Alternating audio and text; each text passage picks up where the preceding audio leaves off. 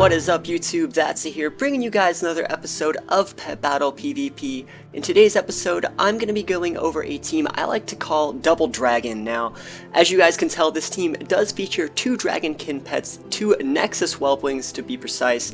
These guys hit like a truck through the use of Arcane Storm and Mana Surge. Now, Arcane Storm is an attack that deals a small amount of AoE damage, changes the weather to Arcane Winds, which lets your Mana Surge just hit for a ton extra damage. Now, this attack normally attacks for 325 to 487 magic damage, but it also deals 162 additional damage when the weather is Arcane Winds. So the reason why I think this team is really good is if you can set up your weather and hit with the Mana Surge ability, on most pets, unless they're an HH variety, if after they've already taken that small amount of damage from the Arcane Storm plus a full big attack from a Mana Surge, you're going to activate your Dragonkin passive most of the time and just be able to finish things off within 2 turns. And then the real strength of this team, other than just being able to just two-shot almost any pet in the game, is the fact that you have 2 of these really heavy hitters. Now, I don't think this is a very hard team to play. I don't think it's the best team possible,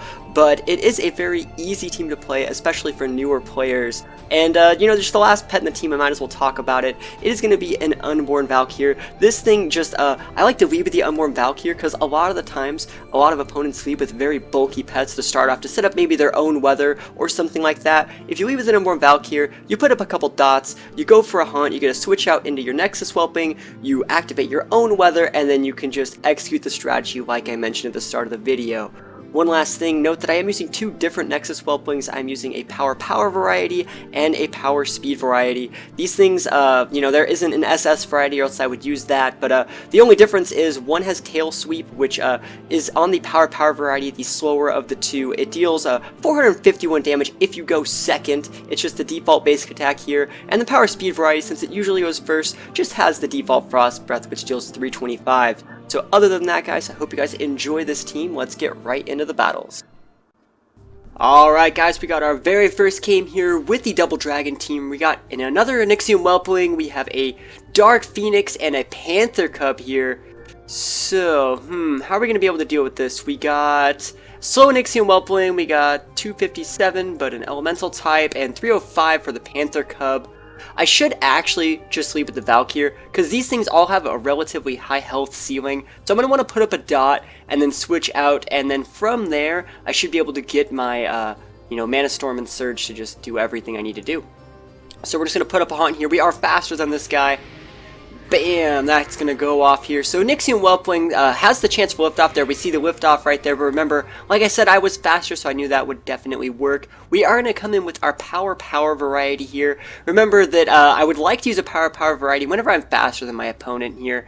So since I know that I don't really have anything to do here. There's no reason to use these first 2 moves. I'd be wasting my time. I'm going to set up my weather. It still activates, and it's going to hit his 2 pets in the back row and set up my Arcane Winds here. He's going to hit me. I resist that flying damage there with my Dragonkin typing, and I'm just going to slam in a, what is this move? Mana Surge. I'm going to slam in the Mana Surge. I always want to call this move Arcane Storm, because this is the one that deals that big damage. You see we got a crit right there.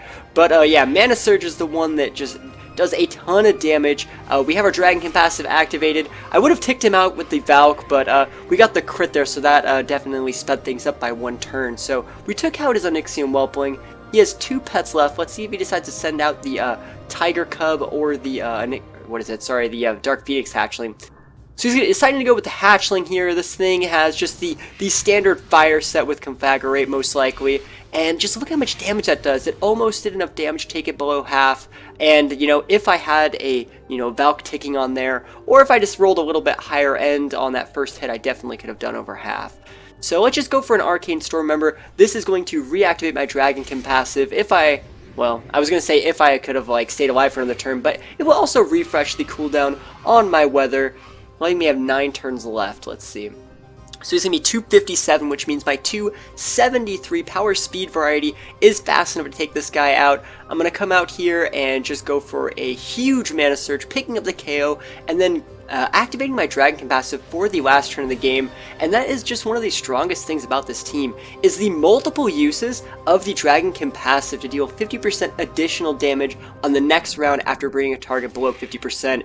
I just can't get over how much I love this passive. It's probably my favorite passive in the game. You saw I got a crit on that second weaker hit, but I almost just one-shotted this Panther Cub, and you know, even if he had some miracle comeback like run here, there's no way he'd beat the rest of this guy and a full HP Val'kir in the back. So definitely an easy team to play. You could almost call it an autopilot team, because all I really did was put up a dot, set up my weather, used a 3-turn move, came back out, reapplied the weather, used another 3-turn move. It's not really that hard. The only thing you gotta focus on is, you know, sending out the right Nexus Whelpling whenever it's appropriate. You want to use your power variety when you get multiple attacks off with it. You don't want to send out your power variety into a slow matchup and then wait a turn setting up your weather, and then, you know, and then maybe you might live long enough to go for a mana surge. You'd like to, you know, use this power speed variety to do that, because, you know, you might be able to activate your weather faster. And you know what, if the power speed variety goes down, it's okay, because your heavy hitter, your power variety is in the back ready to dish out the damage. So pretty good game 1. Let's see what game 2 holds. Alright, we got another game coming up here. We got the Cerulean Moth, the Iron Starlight, and Little Bling. Now, mechanical pets are a major pain for this team because we're hitting for a ton of magic damage, but a Cerulean Moth is pretty easy pickings. So what we're going to do is we're just going to lead, I think, with our PS variety, just so we're guaranteed to be faster after we cut his passive in half. So here we go, we're just going to start things off with an Arcane Storm, change that weather right up, and I think he's going for the lightning attack. Yeah, he's going for Lightning Storm. It's going to make his weather lightning, but since I go second, my weather changes his weather, and I definitely take the advantage there, gaining the Arcane Winds and letting us pop a super effective Mana Surge, and that should actually drop him under half. He doesn't have any like lift-off moves or anything. I guess he could switch, but this should just do a ton of damage. He's going to switch in the Iron Starlight, who resists the damage. It's a very good switch in here, but I should be able to get my Dragonkin passive after this turn, and like I said earlier, these two mechanical pets are just going to make this pretty hard to deal with, but I actually just should be fine either way. So let's see, what can this guy go for? This thing's known for going for like wind-ups and just hitting for a ton of damage after, you know, a 2-turn type of move. So right there we see I get my Dragonkin passive activated. I would really like to be able, there we go, to activate his passive this turn. It looks like I will be able to.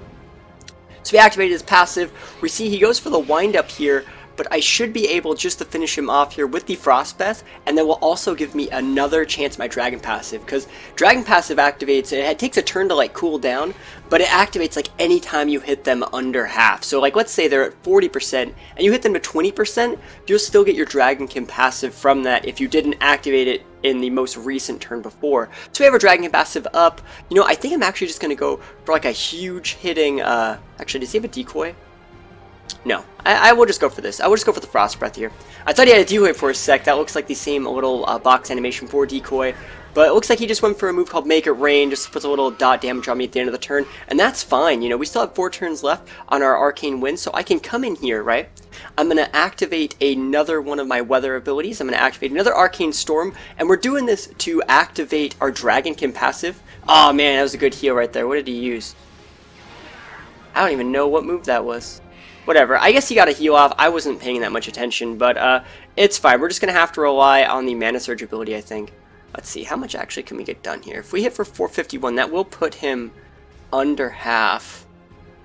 Because I'd like to be able to use this as much as possible. You know, I'd like to have this up. Yeah, I think we're just going to go for the Tail Sweep. I would like to have my Mana Surge up for when the Cerulean Moth does come back out here. So he's going for a Shatter Defense move, similar to, you know, all those critter moves that activate for multiple turns and just shred my defenses, and I should be able to do actually I might be able to get away with this. Let's try and see if we can actually just take him out this turn, including his passive. I'm actually just gonna go for a little bit of luck. Oh man, we were like 20 HP short of just being able to get a free hit on that resurrected health too, so that kind of sucks. That actually like really sucks. I probably should have went with the Valk instead of my second Nexus Whelpling, just because he had that other mechanical pet up. That probably would have been a better idea, but you know, I still think I'm in a pretty good spot.